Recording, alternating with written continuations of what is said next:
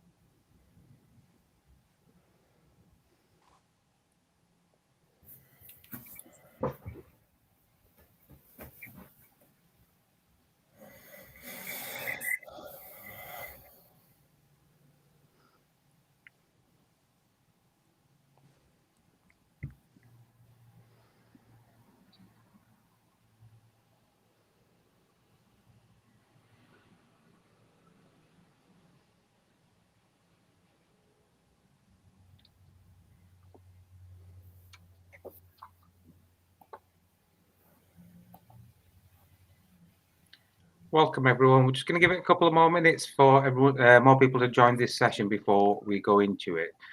Please bear with us.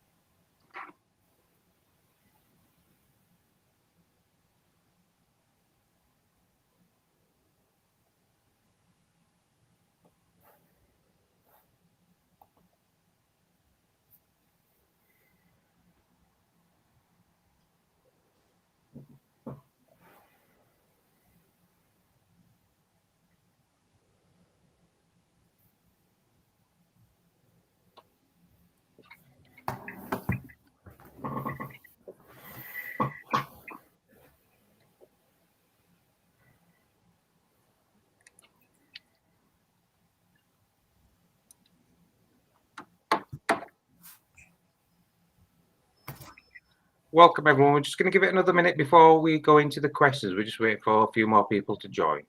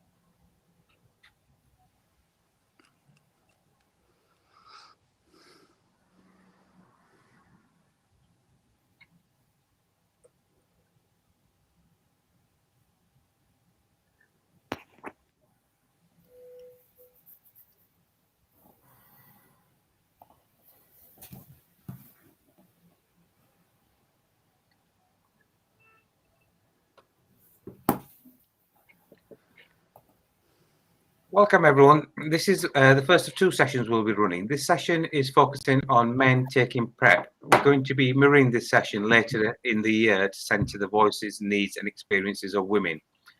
Today we have a panel made up of clinicians, PrEP users and activists. I'll go around introducing the panel first. First of all, we've got Anna. Hi, I'm Anna Hartley. I'm a genitourinary medicine consultant at Leeds Sexual Health. Thank you, Anna. Next up, we've got Phil. Hi, I'm strategic lead for PrEP for queer men of colour at Prepster or the Love Tank, and yeah. Also joining us is Pat. Hi, I'm Pat, a PrEP user. And finally, we've got Callum joining us as well. Hi, I'm Callum and I'm a PrEP user as well. Hi, everyone. Got Junior as well. Oh, hi, Junior. Sorry, I'm just looking at a camera. I couldn't see if Junior was on the call. Hi, Junior. Hey, you're right. I'm Junior. I'm also a PrEP user. Fantastic. Welcome everyone, and thank you for joining this panel. We'll go straight into the questions. First of all, I'll ask Anna. Anna, what does PrEP stand for and what is it? Thanks, Ali. So PrEP stands for HIV pre-exposure prophylaxis. So it's a medicine or tablet taken by HIV negative people before and after sex to reduce the risk of them getting HIV. So if you take PrEP correctly, you don't need to worry about a sexual partner's HIV status, and you can protect yourself from getting HIV in a very planned way. It's been available free of charge on the NHS for over a year now, and you can access it via sexual health services across the country, including in Leeds via Leeds Sexual Health. And how does PrEP work? We know that PrEP really works at preventing people getting HIV. There have been several studies in the UK and across the world looking at different groups of people and different types of sex, so anal or vaginal, frontal sex, and different ways of taking PrEP, which prove that PrEP is highly effective. If you take it correctly and you don't miss your tablets, it's likely to be over 98% effective to stop you getting HIV. So for men who have sex with men, you may have heard of a study called the PROUD study that showed that taking PrEP every day reduced HIV infections by 86%. There was a study in gay men in France where they took PrEP before and after sex, so what we call on-demand or event-based PrEP. It also reduced infections by 86%. There have also been many studies in heterosexual couples which also show that PrEP works. Where PrEP doesn't work is where we found that people weren't taking it correctly or they were forgetting their tablets. So taking it is critical. And it stops HIV getting into the body and stops you acquiring HIV. So as I mentioned before, there's different ways of taking PrEP according to your gender and the type of sex you're having. So it's important you talk to a clinician to work out what's best for you. And are there any side effects to it? So generally, PrEP medication is very well tolerated and people rarely have side effects. Unfortunately, serious side effects are very rare. However, as with all medicine, there are things you need to be aware of. Very occasionally, people feel a bit sick, headachy or tired when they first start taking that. But what I find in practice is that generally goes away after the first few days. There can be an effect occasionally on your kidney function with PrEP. This is really more so if you're a bit older, you have problems with your kidneys already, or you're taking medicines which may affect your kidneys already. But we monitor people and we monitor kidney tests regularly for people in PrEP. I think it's really important to say that PrEP prevents HIV, but it won't prevent you from other sexually transmitted infections. So chlamydia, gonorrhea, syphilis, or hepatitis C, or even unplanned pregnancy. Fantastic. So along with the kidney monitoring, is there anything else someone needs to do before taking PrEP? So if you think you need PrEP, that is, you think you may be at risk of getting HIV, call your sexual health clinic, including us at Leeds Sexual Health, and we can discuss it with you and you'd have a full assessment. Before you take PrEP, we need to check that you're not HIV positive. So you'd have an up-to-date HIV test, and we do a full sexual health screen, so chlamydia, gonorrhea testing, syphilis, hepatitis, and we do your kidney tests. And we'll also make sure you're up to date with all your vaccinations, such as hepatitis B vaccinations. Fantastic. And are people monitored when taking PrEP in any other way? And if so, how and by who? Yep. So in sexual health services across the country, we tend to monitor people who are taking PrEP every 3 months or so. Mainly this is to do a 3-monthly HIV test, but also to do a full sexual health checkup and kidney tests, so chlamydia and gonorrhea and syphilis screening. I also find it's a really good opportunity for people to check in and check people still need PrEP, because it's important that people feel able to come on and off PrEP safely according to their need and their risk at that time. So it's a good time just to check in with people. And is PrEP safe to take with other drugs? Yes, so PrEP is a medication, and like all medicines, there can be interactions with other medicines and potentially over-the-counter medicines that people are taking. But thankfully for PrEP, this is very few. If you are on other medicines, please tell your PrEP doctor or nurse, and they'll discuss it with you. PrEP can sometimes, as I said, affect the kidneys, so we need to be a bit cautious if you're taking other tablets which affect the kidneys. And finally, Anna, Though we're focusing on men today, does PrEP work for all genders? Yeah, so it's really important to know that.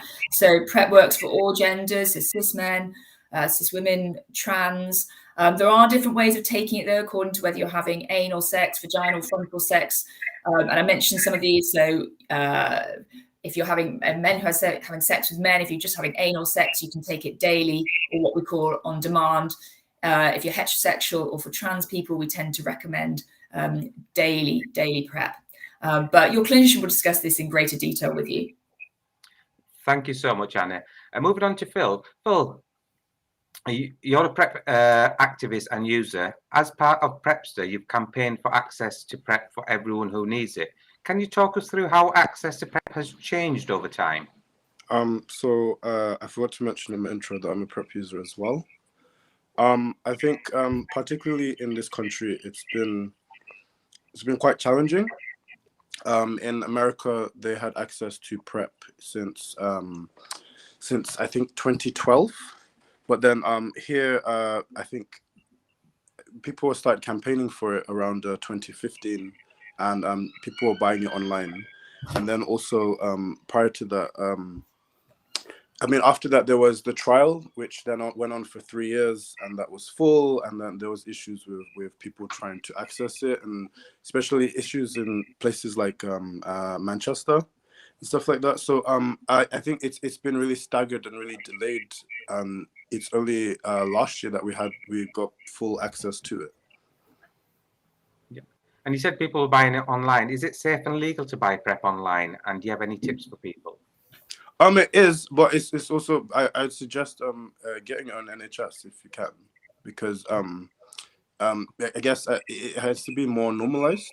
If a lot more people are on, I guess the service that we have here, then it becomes a more regular service. Whereas, and also sometimes when people buy online, they don't monitor their kidneys or take blood tests and do HIV tests. So it's best in that way. Yeah. And what about those who say PrEP will lead to an increase in other STIs? Interestingly enough, actually, there was an increase in STIs, but because there was a lot more testing. So people will say things around people not using condoms or STIs going up, but that was as a result of people testing more frequently. So not only just testing, but testing every 3 months as a result of them wanting to get their PrEP.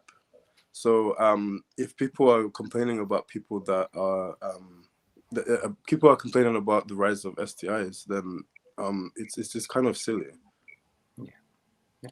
Thank you so much, Phil. Turning to the other PrEP users, Pat, Junior, and Callum, can you take it in turns to tell us about your experience of accessing and taking PrEP? Shall we start off with Callum? So I think accessing PrEP, generally I find that accessing these sexual health is kind of challenging at times anyway. Like it's just a very high demand service. So actually getting the appointment to get on it kind of took a while, but once you're on it, it actually makes accessing other sexual health stuff easier. Like the fact that you have to go over 3 months for bloods and testing and stuff, it actually means that your access to other sexual health care becomes much more smooth. So it's quite easy, really. Super. What about you, Junior? Similar, because I'm in Sheffield, so getting my original appointment and then getting to the cycle of going up and getting it was a bit frustrating for me because I'm quite a busy person, so having to go up there and wait and all that kind of stuff. So, but now that I'm in sort of a routine, what I tend to do is do my screening at home first, so I get a home testing kit, so that when I get there, it's a lot quicker. They just check the system, and then any bloods you need to do, they do, and then I'm off. Fantastic. And finally, Pat? Yeah, loads easier now. It's on the NHS. So I started taking PrEP many years ago before it was available on the NHS. And it was quite a struggle at the time to get things like your kidneys monitored. But now it's available on the NHS. It's really easy. I just go to my local sexual health clinic and get it picked up, given 3 months at a time. Fantastic. And what motivated you to start taking PrEP, Pat? Just a recognition of the risk that I was at, I guess. So my condom use wasn't perfect, and I recognised that if I carried on with the level of risk that I had in my life, I was likely to acquire HIV. So I just started taking PrEP to manage that. Yeah. And Junior, was your motivation any different to that? Well, I had my friends in my ear for a while, like Phil, for example, saying, "Get PrEP, go on PrEP." But I just came out of a long-term relationship, so it was kind of like I was always terrified of getting HIV when I was younger, and it would just made sense for me to at least try PrEP. Yeah. And what about you, Callum? I think mine was a bit different. I was like quite on it with condom use, and then the first time I had one split, I was like, oh my god, like panic set in. And then when I realized I could just take this tablet every morning and not have to worry about that, I was like, well, that's so much easier. So. And have you discussed taking PrEP with other people and how people reacted to you taking PrEP? Yeah. Well, obviously a lot of my friends were on it anyway. I have a friend who's a lot older and kind of lived through the height of like the AIDS in the 80s and didn't even know it was a thing. And I was really glad to be able to like tell him that that's a thing so that he could like just avoid this massive risk that he'd been taking. And Junior, you mentioned your friends were pestering you to start taking PrEP. What's their reaction been to you taking PrEP? I'd say encouraging me rather than pestering me, but I think the friends that were encouraging me were happy. A lot of my straight friends don't even know what it is. Whenever I mention it, they're like, "Oh, what's this? It's a magical pill that stops you from getting HIV." It's strange how people don't know about it, but I guess if it's not your world, you wouldn't. And what about you, Pat? You worked in sexual health for a long time. What was your talking to people and reaction to taking PrEP? Largely positive, yeah. I mean, I think attitudes to PrEP changed significantly once it did become available on the NHS. And I think NHS services and sexual health services getting behind PrEP users and starting to offer PrEP from their clinics kind of normalized it in a big way, and it became a lot easier for guys to start openly talking about taking PrEP and putting it on their Grindr profiles and such. So I think that's been a lot, like a big improvement. Mm-hmm. And would you say your sex life's changed since you started taking PrEP? No, I would say it's pretty much the same, but what has changed is the worry. So I don't feel scared going for a sexual health checkup now. Yeah. And what about you, Callum? Has your sex life changed in any way since you started taking PrEP? No, not at all. I'd say it's the same thing. It's just the worry not being an issue anymore. Yeah. And finally, Junior, you've got anything to add to that question? Yeah, similar to the other guys. Yeah. What would you say to someone who is thinking of accessing PrEP? We'll start with Junior. I would say do your research, and it always helped for me to speak to someone who was already on it or who knew about it. So having a friend like Phil and my other friends who started taking it really just put my mind at rest, because you do have a lot of questions. So just make sure you get them all answered first. Fantastic. Pat, have you got anything to add to that? I'd say go get a HIV test. I think that's the first hurdle. And similarly, go speak to someone who works in a sexual health service, because I think, I spoke a lot there about my anxieties around HIV, and I think some of those are oftentimes misplaced, because living with HIV isn't quite the onerous, horrible thing that it once was. And if you take your medication, you can expect to have a kind of normal, healthy life and normal, healthy life expectancy. But there are like more methods open to guys to prevent HIV infection now, which is an amazing change. And, but to make use of those preventative technologies, the first thing you need to do is go and get a test. So if you're worried, go and get a test, I think. Yeah. Yeah. And what about yourself, Callum? Yeah, I would just say to anyone that's thinking about doing it to go do it. And like, just remember that it's a positive thing. Like, there's nothing shameful about being on PrEP. It's something good that you're doing for yourself and for other people that you're having sex with as well, because you're like taking a chain out of the cycle of infection, really, aren't you? Yeah.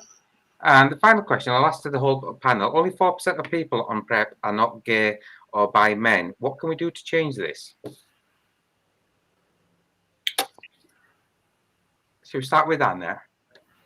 Yeah, I think it's weeks like this, Ali, where we just need to raise awareness as much as possible. We really need to get more heterosexual people, more women, trans men and women who need PrEP onto it. And I think it's, I think awareness of PrEP is still quite small. I think men who are having sex with men often know about PrEP, but not by any means all. And I think in the wider population, knowledge of PrEP is small. So I think it is talking about it as much as possible, weeks like this, but just generally as well, raising awareness. And I think it's worth saying, sort of sexual health clinics in the UK, I know we're all trying to do a lot to make PrEP as easily accessible as possible, and trying to make the sort of 3 monthly appointments as streamlined as possible. So yeah, it's just making sure we're talking about it, normalizing a bit. And as we've just said, it's a really proactive thing to be on PrEP. There's nothing negative about it. So it's just keeping to raise the awareness through things like this. Yeah. Phil, as a PrEP activist, have you got anything else to add to that question? I think it's also about getting people to understand like the risks, because I think a lot of people that are like more likely to get HIV maybe not be aware of that. And also I think that if there are 4% of people that are not gay and bisexual men that are taking PrEP, then we need to hear from those people, because if they if off the top of my head I'm thinking of the amount of Black African women that are getting HIV in this country at the minute.